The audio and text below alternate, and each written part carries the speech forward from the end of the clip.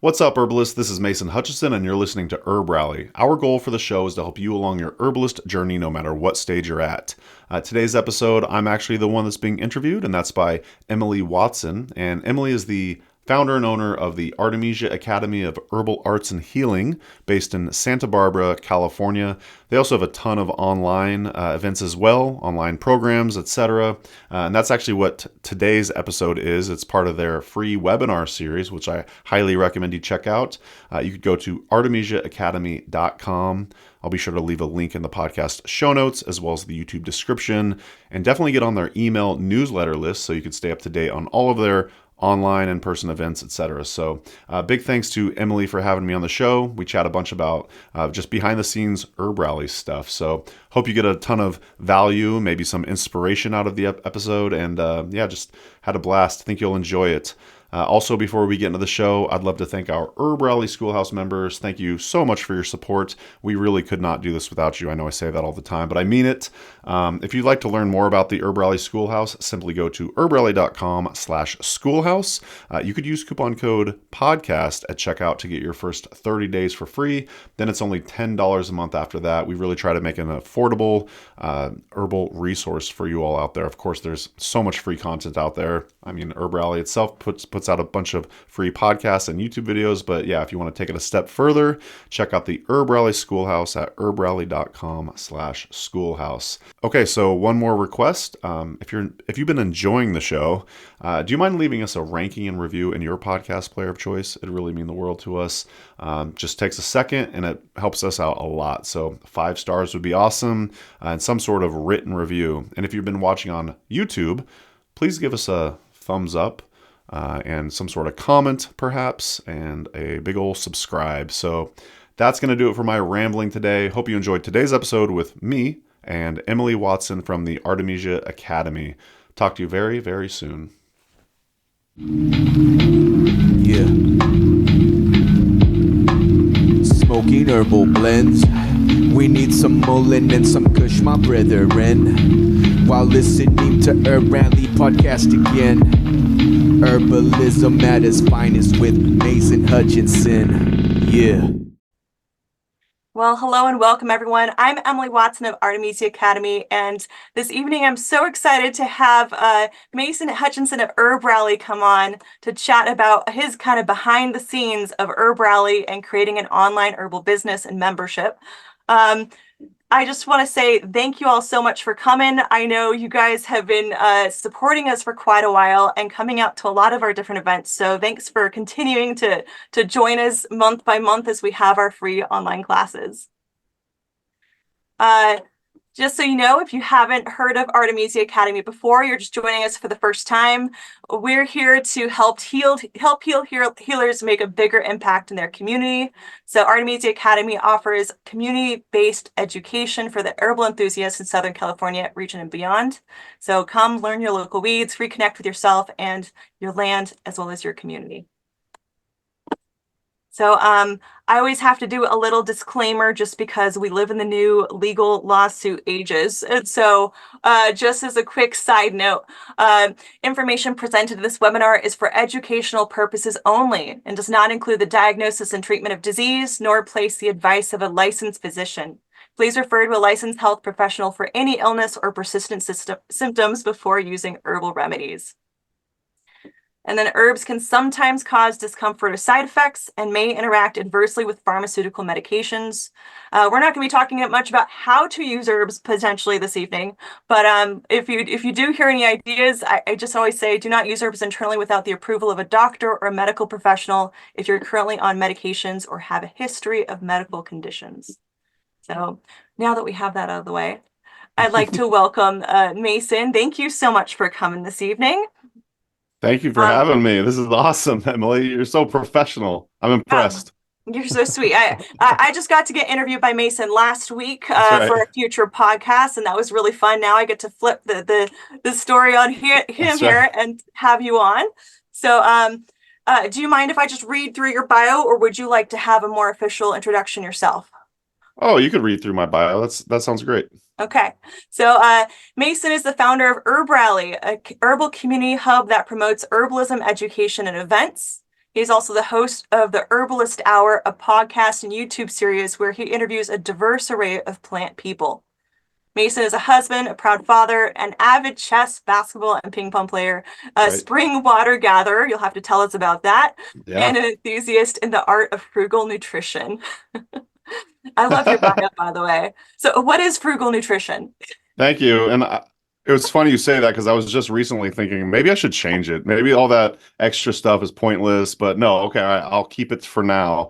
But frugal nutrition is essentially combining two of my favorite things, which is nutrition and not spending money. So it's the idea of how do we eat a nutritious diet on a budget? And yeah, I mean, I feel like there's this misconception that eating healthy has to be expensive, but I don't believe it does. There's lots of strategies you could take to save money and eat healthy at the same time. So that's kind of that in a nutshell. Love it. Yeah, We're gonna have to bring you on for a whole class on that down the road. I'm pretty sure. I would love to do that. That'd be amazing. I've got ideas. I love it. I love it. Well, so thank you all so much for coming this evening, and we're gonna start kind of going into our a little bit more interview sort of style. If you guys have any questions during our chat this evening, feel free to pop it into our chat. We always love to answer more questions, and then we'll have a Q&A at the end if you guys want to ask any other questions beyond that. So without further ado, Mason, really glad to have you here. Give us a little tidbit. How did you find out about herbalism? Tell us a little bit about your background and your journey. Absolutely. Yeah. I mean, to be frank, I want to say I found the plants and herbalism through a long history of just depression.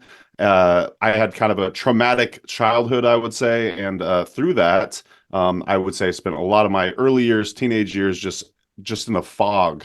And it was until about 18 that I realized, oh, what you put in your body has an effect on your mind. So nutrition became somewhat of an obsession of mine. I started becoming very into the idea of eating healthy and changing the way that your brain works. At the same token, I was also started to work out a lot. I was just kind of changing a lot of my lifestyle to really improve the way my brain worked. And I feel like herbalism kind of is an offshoot of nutrition in a lot of ways. I feel like a lot of the clinical herbalists I know kind of act as a dietitian or a nutritionist in a lot of ways because it seems to go hand in hand so well together. So I remember when I was around maybe 19, I went to this natural food store called the Red Barn in Eugene, Oregon, and I saw a company. They sold bulk herbs there, and it was Mountain Rose Herbs, and they actually were just down the road in Pleasant Hill, Oregon. And I was like, this is, I don't know, I'm getting goosebumps thinking about it. I was like, oh, I love this. You know, I started really getting into traditional Chinese medicine, Ayurveda. I started learning about adaptogens and all those sexy herbs at the time. And yeah, I was really into like goji berries and reishi and all this other stuff. And I really felt like it balanced out a lot of the stuff I was learning in nutrition at the time. So yeah, I would just say it was like a desperate need to heal my mind is what led me to nutrition by way, I'm sorry, herbalism by way of nutrition, if you will. That's awesome. And so I know that you eventually kind of started studying herbalism and going down the path of apprenticing with a few people. Do you mind sharing a little bit about that journey? Absolutely. Yeah. So let's see. Yeah. So I really started getting into like, say, cut and sifted dried herbs and mason jars and natural food stores around 19. You know how it is when you get into new hobbies. You're like, oh, I'll just dabble. And then you're like, oh, I'm going to buy a book. And then you buy a book and you're like, oh, that fascinates me.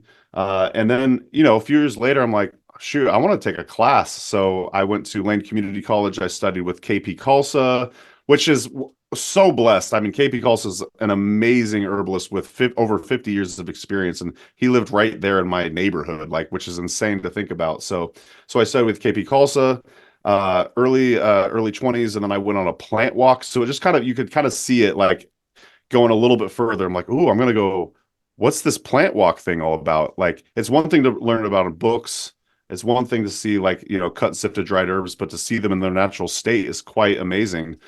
So then I went on a plant walk, but really I would say my when I went full bore with it, is when I went to the Columbines School of Botanical Studies, based in Eugene, Oregon. With I know you've had some conversations with Howie Brownstein. He's my OG herbal mentor, as I like to say, and actually his co-owner and co-teacher at the time was Stephen Yeager, who also ended up becoming one of my colleagues and coworkers for 11 years at Mountain Rose Herbs. He's he's in charge of the QC/QA department at a quality control department at Mountain Rose Herbs. So I really just went all in around that time when I started working at Mountain Rose Herbs and taking the Columbines School of Botanicals apprenticeship. I have more to say about that, but I've been talking a long time, so feel free. No, that's totally fine. I'm always so interested to hear people's journey because I think just like you, like a lot of us kind of dabble for a bit before we find our teachers or our, the kind of our path to get on to really learn more. Totally. And I mean, you worked at Mountain Rose Herbs, and I wanted to say, coming from Southern California, Mountain Rose Herbs was like the herbal company. How did you find yourself there? What led to that? Yeah, so as I was mentioning, so I'm from Eugene, Oregon. At the time, so yeah, if you go back further, Mountain Rose actually was from Northern California. And then they migrated up to Pleasant Hill, Oregon. And I remember I was working at the hospital as a dietitian aide because I thought I was going to be a dietitian at some point. And I remember when Mountain Rose Herbs moved from Pleasant Hill to Eugene, Oregon. And this is right when my herbal juices really started flowing. I was like, I'm going to make this my life. I'm going to make this my lifestyle. I'm going to do everything that I can to be in the herbal community. And when Mountain Rose Herbs moved to my hometown of Eugene, Oregon, I was like, I'm going to go get a job there. I'm going to do whatever it takes. I actually remember, so my name is Mason Robert Hutchison. And that's also MRH, like Mountain Rose Herbs. And I remember using that in my interview. I told the human resources lady, I was like, you have to hire me. We have the same initials. And I told them I will do anything you want me to do. So basically I got my foot in the door. I quit my cush job as a dietitian aide where I was getting decent pay, working with all my friends, amazing benefits, of course.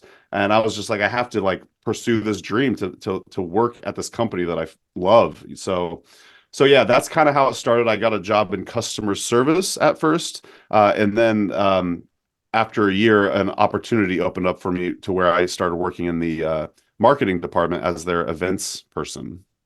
That's amazing. And so I know that like you apprenticed with Howie and Stephen for a bit. And was Stephen working there yet at the time?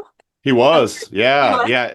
He was an insane person working so many hours. I mean, like every weekend, evenings. I mean, he was probably working 60 hours a week between the two gigs. So, and he did that for probably a decade. Yeah. I might be exaggerating on some of this stuff, but it was something like that. And Steven's an incredibly impressive person. He has since sold his, I don't quote unquote share of the company. Yeah. He's no longer involved, but him and Howie are still like besties and stuff. Yeah. So, yeah. What were some of the things from your apprenticeship that really brought you forward into your career as an herbalist, and how did you start working your way towards becoming an expert in the field? Good question.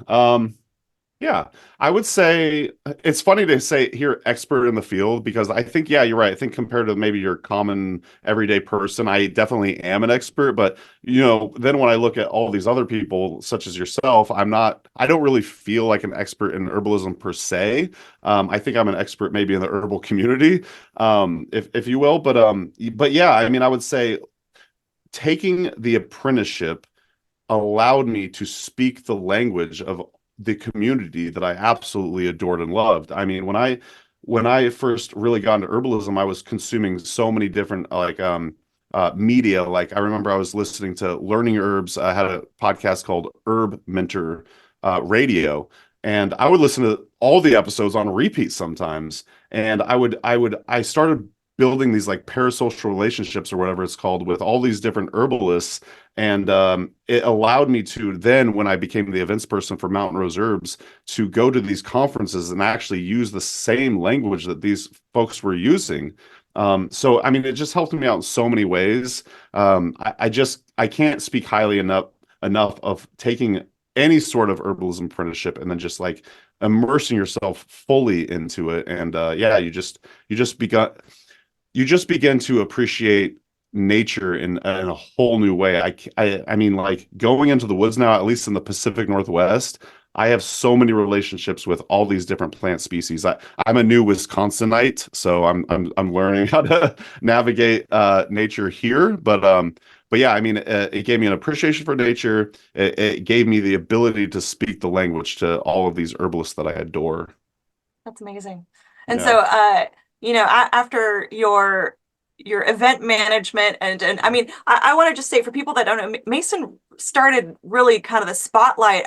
I want to say, and maybe I'm wrong, please correct me if I'm wrong, of doing like an online podcast and really, engaging with a lot of different herbalists from all over the country. And then you transition into, developing your own business. Do you want to share a little bit about that?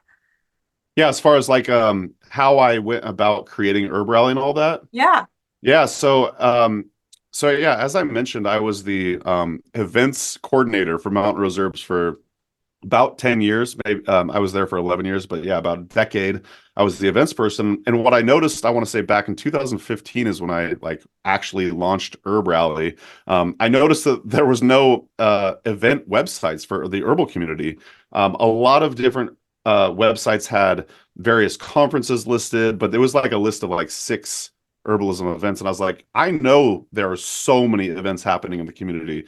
As I alluded to earlier, I remember going on my first herb walk at Mount Pisgah Arboretum with Keith Hess, incredible herbalist, by the way. And I wanted a resource for that for the herbal community. I wanted people to be able to go and look at their state in chronological order and find the local plant walk happening at the library or the plant walk, like not the giant conferences. We list those too. So yeah, I just felt like this sudden like creative burst that I had to make this. It's like you create what you want to see exist in the world, and so yeah, I was like, the other funny thing is the idea lived in my head forever. I don't know if this happens for you, Emily, but like I literally had HerbRally in my head for probably 12 months, and I didn't pull the trigger because I was frankly scared. I was like, who am I to do something like this? And then yeah, I just decided to create the website. A simple website. It was just a list. It's really funny to go back because there's websites that you could look at old versions of websites, and it's pretty embarrassing. But that's what they say is they say if you're not embarrassed by your first product, you're not really making any progress. So yeah. I know that my first my GoDaddy.com website is terrifying to think about nowadays. I mean I remember finding you not from Yeah. HerbRally being the schoolhouse, but from Oh. years ago I started seeing the herb listings, the herb event Mm, listings, and be like, no one else is doing this. This is so amazing that there's that's someone cool. actually collaborating with other herbalists from across the country to have an event listing in one place. So if people are trying to host herbal events or as well as find herbal events, as well as schools and so many other resources, your website is one of the first places I ever saw that.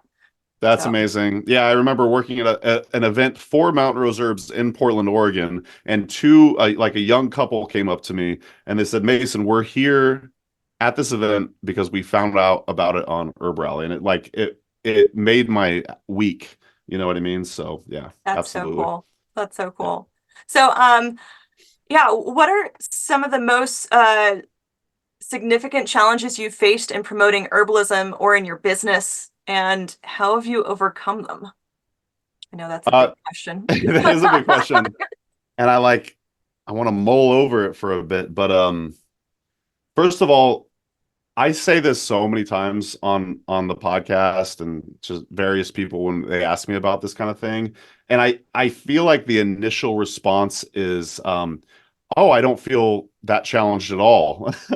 And the reason is because, well, there's a couple reasons. I want to say it's because I feel like it's like my life's purpose to do this. So I kind of take a lot of the stuff in stride. That's kind of like a poofy like answer. It's not very helpful for people. This also probably isn't helpful for people, but I'll say it anyways. I always tell people to set a 10-year goal. I like the idea of setting these long-term goals because then your expectations are a lot lower. Like when you want something super fast, you get disappointed. And that's where the challenge kind of comes from. So I literally said when I started HerbRally, I would like to be my full-time gig in 10 years. And I was like, I'm fine working at Mountain Rose the whole time. I'm just gonna build and learn and grow and like save money. So I have like a launching point for this. So yeah, I would say like those are my couple froofy answers. I don't know if I'm what I'm saying right there with that word, but but really like I love the 10-year goal. I don't know if you have something to say about that, Emily. No, I do a lot of goal setting myself. Yeah. I think one of my biggest learning points is that most of my 1 year goals should be 1 to 5 year goals, or sorry, Oh yeah. 5 to 10 year goals. Yeah, So I've had to learn to stretch things out, totally. um, to not So get as disappointed. so we just put up a catio in our backyard. Do you know what it's a cat patio and it's awesome. I'll send you a picture of it. But basically we both were like, oh, it's going to take us a few hours to put up. It's been a few days now. So yeah, like these goals a lot of times take longer than you think they're Yeah. going to take. But yeah, to kind of really answer the question, I was kind of thinking about this, and I think the biggest challenges are actually people challenges. Um, How what's so? that quote? Yeah, what's the quote? It's like business is easy until people get involved or something like that.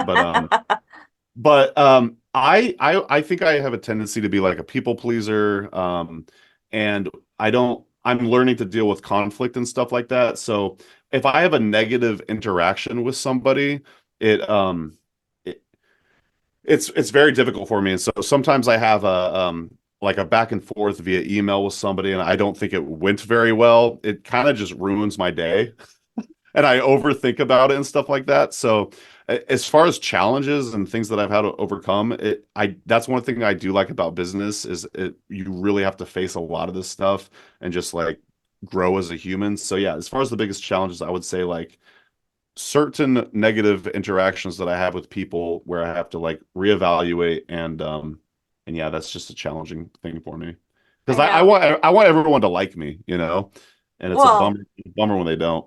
when we're people pleasers, it's really hard to please everybody. That's Right. always the problem. But Yeah. I know in our last chat we talked a lot about boundaries and that development as a professional, as a business owner, and that's such a big thing. I think of what you're talking about is learning how to have those boundaries. And Absolutely. I definitely know in my business that's it's been a big learning point too. So Yeah. absolutely.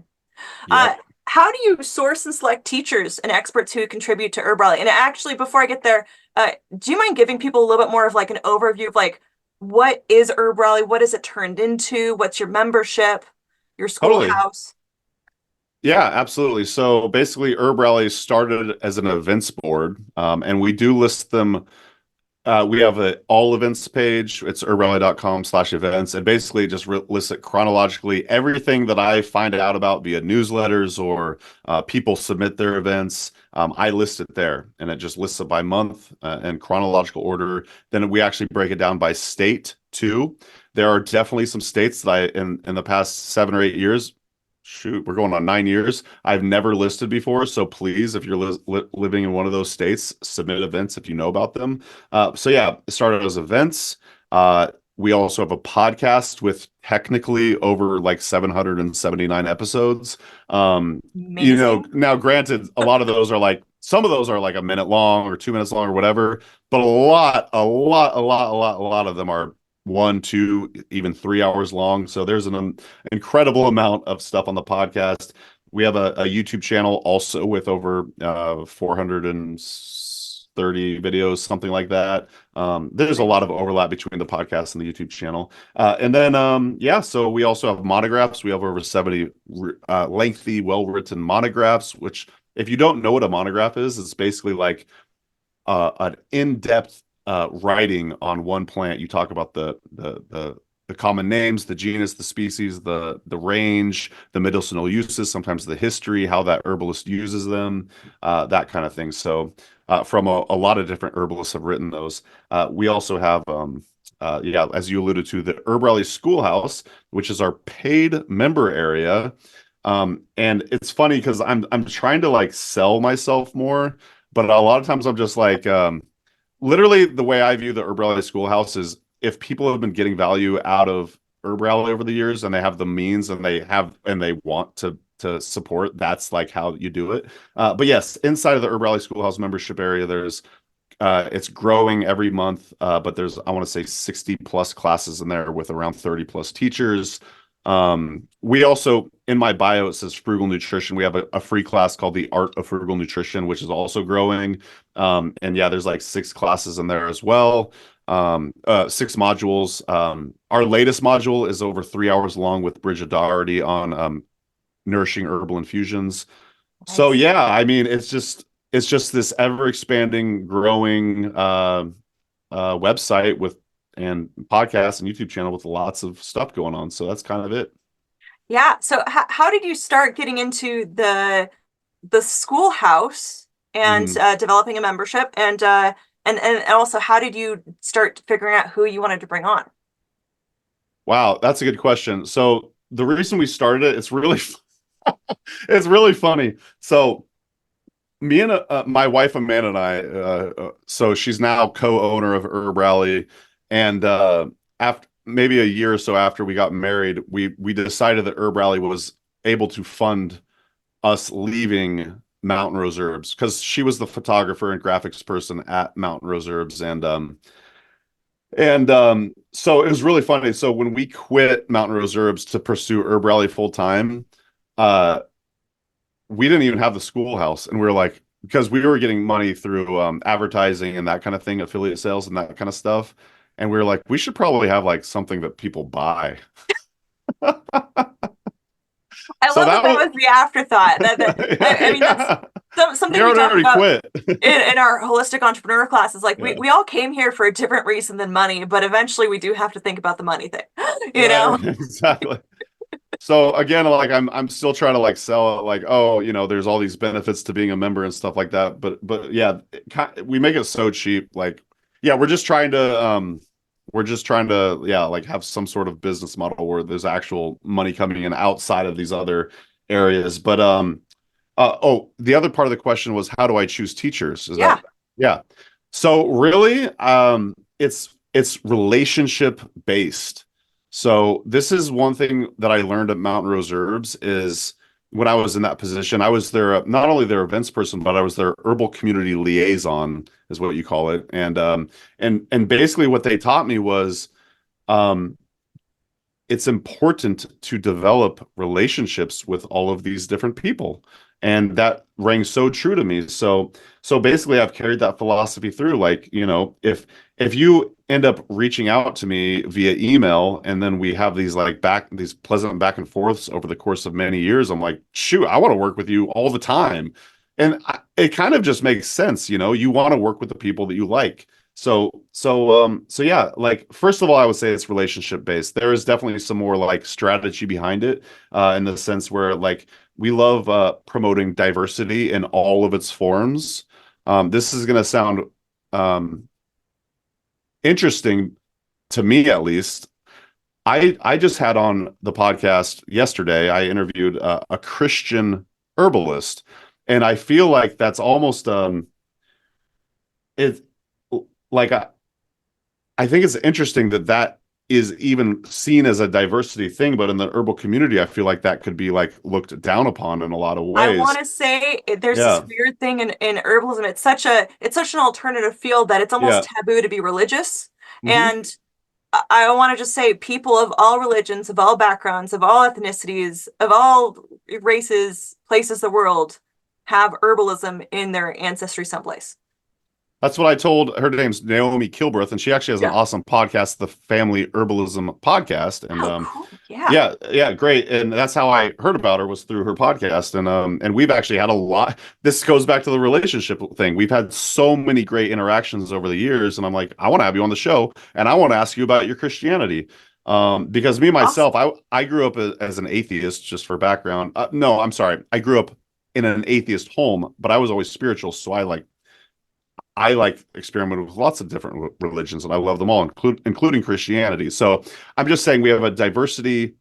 We like diversity. We like promoting different races, genders, traditional Chinese medicine versus Western herbalism, Ayurveda, all the above. So as far as how we're thoughtful about bringing people on outside of the relationship factor, yeah, we want to promote diversity because herbalism, as you said, is From is every is background. is every background, Yeah. and I love that about it. And I I, I I re- yeah, please. I just really funny because I love that you talk about the relationships, and when I think back to some of my most I'd say like touchful students that I've ever had were I've had a couple of ladies that have come through that have been pastors, lady pastors, Yeah. and I actually met the lady that married me for my wedding. She's a pastor at a local church, and she's started doing herb walks with her community and taking people on like little historical herb walks of herbs in the Bible, and Uh-huh. introducing That's regular cool. folks to herbalism by herbs in the Bible. It's like, that's so cool, you know? That is cool. So, I yeah, love that. You asked about the schoolhouse as far as yeah, like how we get teachers, but also as far as like even podcast guests. I like even getting different experience levels on like say the podcast. Like yeah.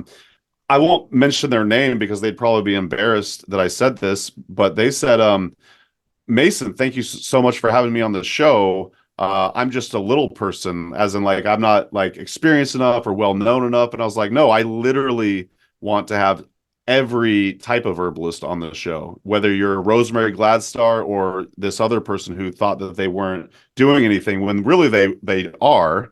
Are you talking But about me? Because I'm pretty sure that's what I said like a week ago. absolutely I thought I not. was the little person. I was so surprised that you got back to my email. I'm like, oh, sweet, awesome. That's hilarious. No, that's funny. If that's the other thing is if someone reaches out to me cold, I'm not totally opposed to it, but I definitely Yeah, do look into them. that's pretty cool. And sometimes I'll get like references and get other people to vouch for their work. But Yeah, yeah, I but yeah, love that's it. kind of it in a nutshell, I'd say.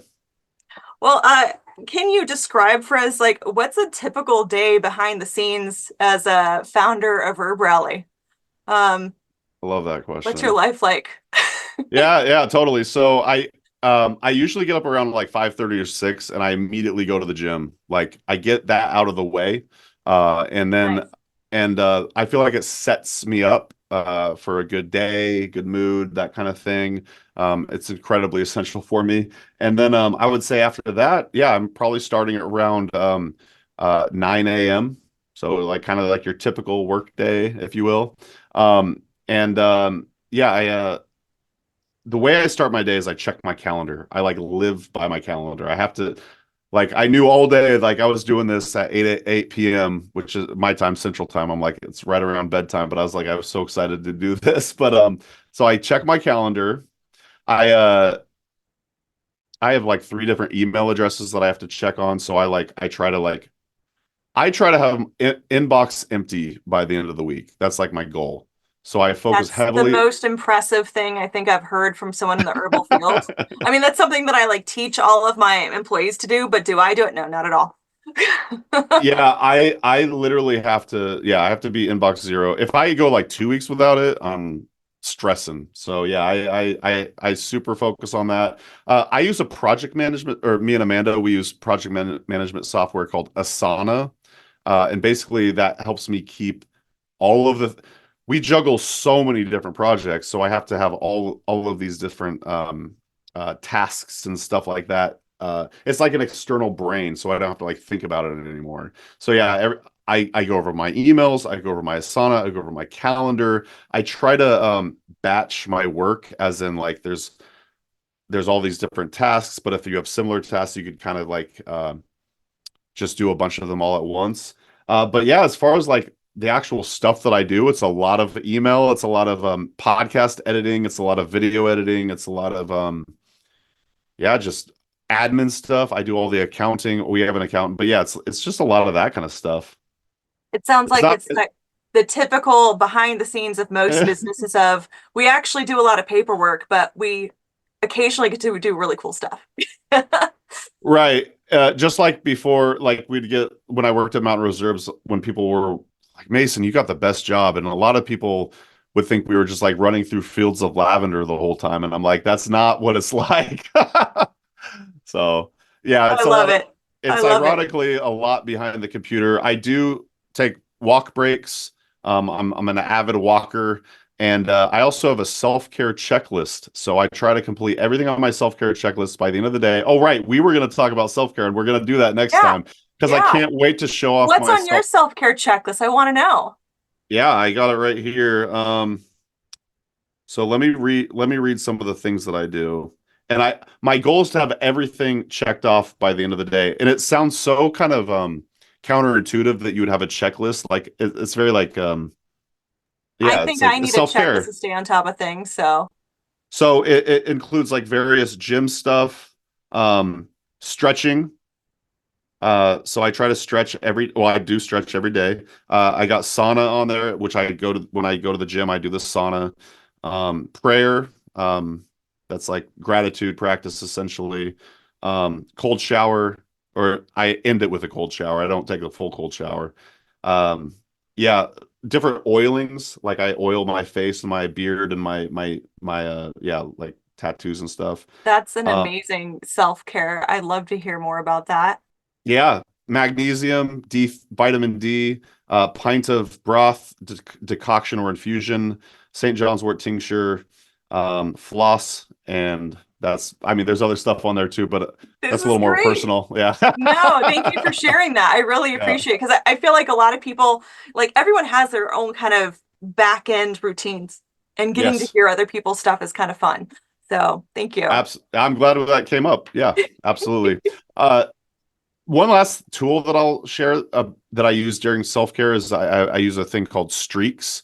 And basically you enter in these different things that you want to accomplish in the week, and you try to get a long streak on them. And basically, for instance, like what's on there? There's a lot. Oh, Duolingo, for instance. I want Yeah. to do Duolingo, that kind of thing. So yeah, that helps keep me in check also. So I'm kind of like have you heard of a blue vervain type person? The person who has lists for lists for lists. I Uh-huh. like blue vervain is like my herb. It like calms me down. So I think I might be that type of person. you I'm might very be, yeah. Virgo. I have charts and charts and charts, but lists too. Yeah, So yeah. exactly. I got a couple last questions and then we're gonna, kind of open it up to the bigger Sure. group here. One is what advice would you give to someone who's interested in pursuing a career in herbalism or deepening their knowledge? Yeah, so I love that question. And basically I would say I think that it's really important to take an apprenticeship of some sort. If it has to be online, uh, great. But I highly recommend in-person apprenticeships. But kind of before all that, I think that you should go deep within yourself and find what actual type of herbalist do you want to be. I think that's like the very first thing that you have to do. I think that when I finally had that vision of what I wanted my role to be, my life just got so easy. I started breaking it down. I started seeing the end goal, and then I was able to create goals based around that, like little tiny goals, you know. So I think that there's so many different ways to be an herbalist in this world. Yeah. Clinical, do what I do what you do. I mean, herb farmer, herb sourcer, I mean, instructor, like there's so many ways to be an herbalist in this world. And I think that you have to find out what you actually want to do if that's what you want to do.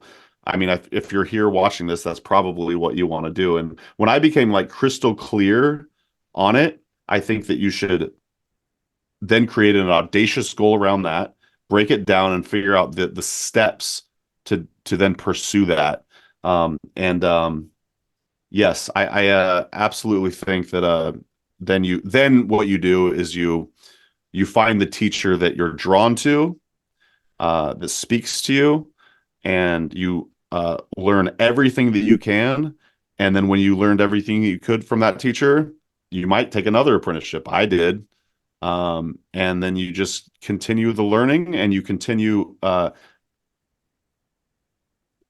taking every step that you can towards that goal. And I promise you, you will get there. No matter what your goal is, you will get there.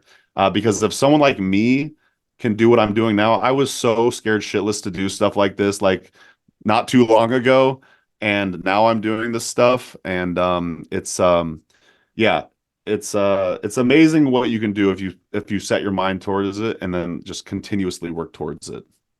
I love that. Thank you for Yeah, that really yeah. inspiring nugget. I appreciate it a lot. So, I'm happy to. Yeah, I feel weird like getting all rah and stuff. It's not no, like what no, I I think that usually like was to do, perfect but on yeah. point. I think it Thank is you. about finding your mentors and your teachers and finding, finding your path. And some people figure out their path right away and know where they want to go. And some people have to go through a lot of sideways places before they're Yeah. like, oh, that's the thing.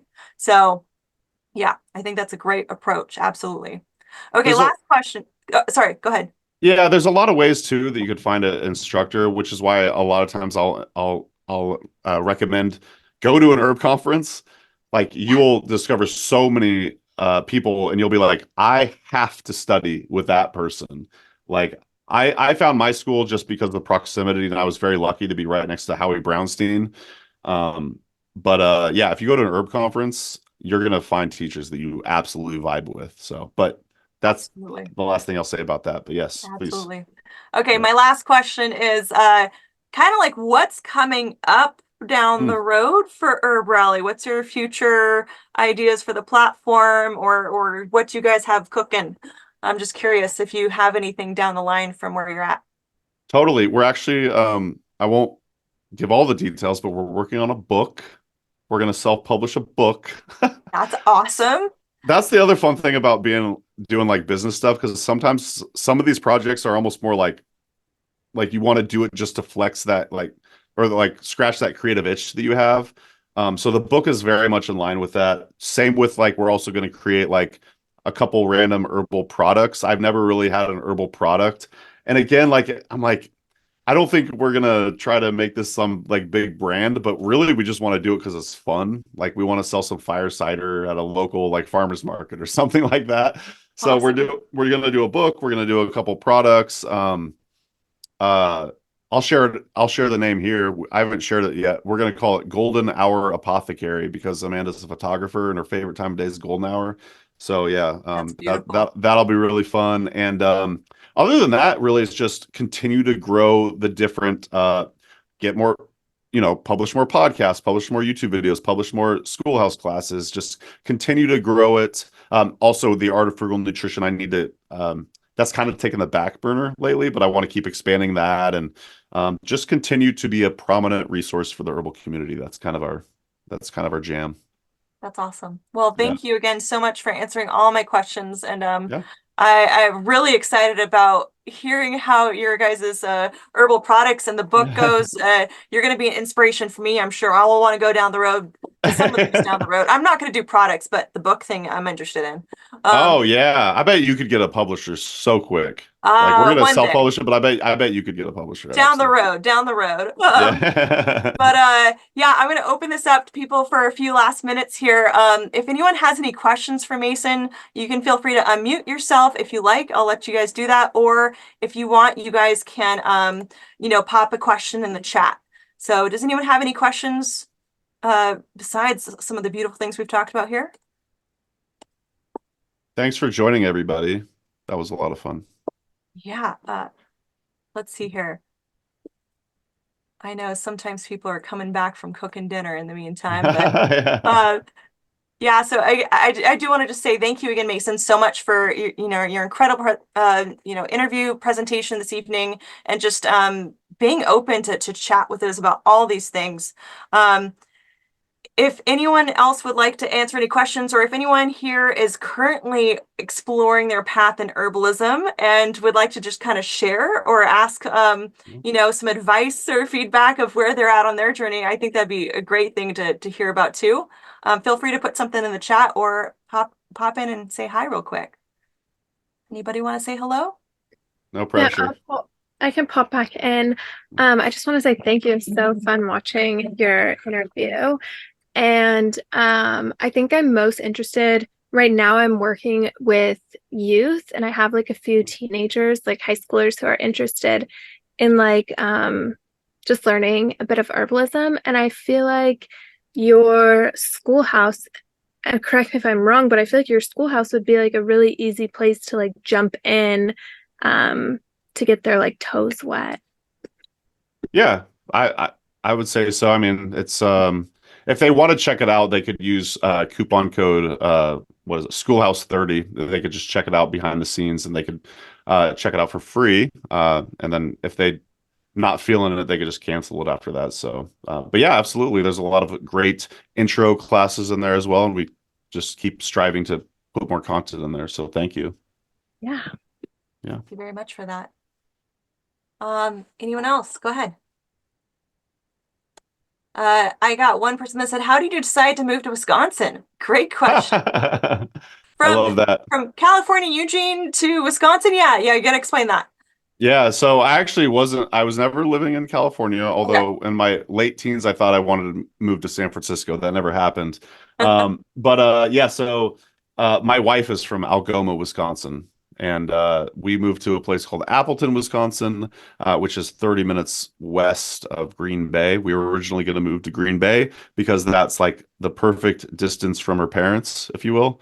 And so, yeah, so we just decided, and we discovered Appleton because of an awesome music festival you should check out. It's called Mile of Music, and it's a free music festival that spans 4 days, and it spans the whole mile of downtown. It's incredible. But that's how we discovered Appleton, and we moved here because Amanda's from here. So that's awesome. But yeah, I spent 37 years living in Eugene, Oregon. So that's a big transition, let me tell you. It is, absolutely. Yeah. I love it here. Yeah. Any other questions? You guys can pop something in the chat or just say hi if you like. And then otherwise, I'm just curious. You have a family. How do you run an herbal career and a family at the same time? Yeah, well, I would say working at Mountain Rose Herbs for those first 11 years was kind of the perfect job for me. They had nice pay and benefits, and it was just like any other 9 to 5. I would travel a fair amount, but yeah, now it's actually even easier, I would say, because it's produced a lot more flexibility. Just doing HerbRally allows me to do basically what I want when I want, for the most part. I will say this, Amanda and I have both picked up side gigs or side hustles, if you will. We were both watching dogs to just like pad the income a little bit. And since we can, I told my father-in-law the other day what I was getting paid to watch this cat in downtown Appleton. He's like, "That's like a retirement job." I'm like, yeah, it's really weird to get paid to watch a cat because I love cats. The amount of money that you can make by house sitting, pet sitting, and doing Airbnb work nowadays is quite incredible. So I think everyone should have that as a side job. I think that's brilliant. Yeah. Oh yeah, I absolutely love it. So yeah. That's awesome. All right. Any other last questions? What's the biggest difference in plants in Wisconsin from Oregon? Oh, that's great. That is a great question. And as I was mentioning, I have so many relationships with plants in the Pacific Northwest, west of the Cascades specifically. And then coming out here, yeah, I mean, I would say I recognize a lot of like your common weeds. When I came out here, I loved seeing so much goldenrod. Being out in Oregon, I don't really see the goldenrod. And also the same with like bee balm. I want to say it's Monarda fistulosa. I love seeing so much there's so much bee balm out here. There's also an incredible amount of burdock, which I remember when I was in Oregon, there was I would see burdock on occasion, but not a lot. And it's funny because there's that whole philosophy behind the plants grow where it's most needed. And Wisconsin is known for being the drunkest state in the United States. And you have all this burdock, just like, oh yeah, so much burdock, which is of course great liver medicine. And so yeah, I'm like, it's funny. You see the different plants. I'm still learning a lot of them, and I'm actually it's been a few years since I've taken an apprenticeship. I think I want to take an apprenticeship out here in Wisconsin. There is an incredible amount of herbalists, which I did not really realize until moving out here. And I've made some great friends with various herbalists in the community. And yeah, I love being here because my wife, she grew up here, and I think I'm giving her fresh eyes on how beautiful the culture is, first of all, but then also the plants and nature out here is just so diverse and so beautiful, and I'm really looking forward to learning more. I love it.